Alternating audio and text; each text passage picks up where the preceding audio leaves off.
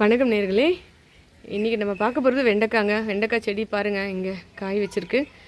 உங்களுக்கு வந்து வாட்டர் வந்து அதிகமாக இருக்குது, ஒரு 89% இருக்குங்க. இதில் வாட்டர் ஃபைபர் வந்து 3.3 கிராம்ஸ் இருக்குது. அதுக்கப்புறம் வந்து ப்ரோட்டீன் வந்து உங்களுக்கு 1.9 கிராம்ஸ் இருக்குது. Vitamin A, B1, B2, niacin rich இருக்குது. ஸ்ட்ரோக் வராமல் தடுக்குங்க. உங்களுக்கு சோடியம், கொலஸ்ட்ரால் லெவல் நல்லா மெயின்டைன் பண்ணுவோம். ஸோ கார்டியோ ப்ரொடெக்டிவ்ங்க இந்த வெஜிடபிள். உங்களுக்கு வந்து கான்ஸ்டிபேஷன், அதாவது மலச்சிக்கல் இல்லாமல் இருக்கும். B6, கோலின் இதெல்லாம் வந்து அதிகமாக இந்த காய்களில் இருக்கிறதுனால உங்களுக்கு வந்து பிரெயின் டெவலப்மெண்ட்டுக்கு ரொம்ப ரொம்ப நல்லது. குழந்தைங்களுக்கு ரொம்ப நல்லது. பிரெயின் ரொம்ப ஷார்ப்பாக இருக்கும். உங்களுக்கு கான்சன்ட்ரேட் பண்ணி நல்லா படிப்பாங்க. ஸோ குழந்தைங்களுக்கு நல்ல ஒரு ஃபுட்டு. நியூரோனல் ஹெல்த்து, அதாவது நியூரோனல் டெஃபிஷியன்சிஸ், டீஜெனரேட்டிவ் டிஸார்டர்ஸ் அப்படின்னு சொல்லக்கூடிய அல்சைமர்ஸ் டிசீஸ், டிமென்ஷியா இதெல்லாம் வராமல் தடுக்குதுங்க. ஸோ வயதானவங்களுக்கும் இதை நீங்கள் நல்லா கொடுக்கலாம். நியூரோனல் டெவலப்மெண்ட்டுக்கு ரொம்ப ரொம்ப நல்லது.